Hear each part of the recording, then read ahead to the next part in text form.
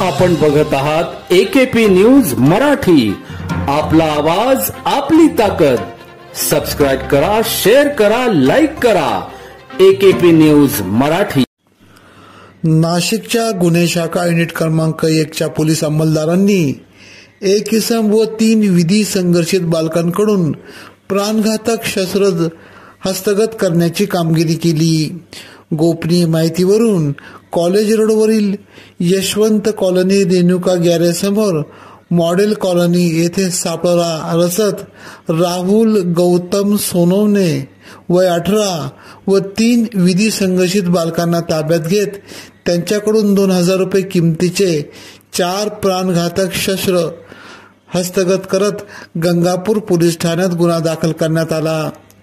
सदरची कामगिरी गुन्हे शाखा युनिट क्रमांक 1चे वरिष्ठ पोलीस निरीक्षक मधुकर कड यांच्या मार्गदर्शनाखाली सहाय्यक पोलीस निरीक्षक हेमंत तोरकड व पोलीस अंमलदार यांनी केली.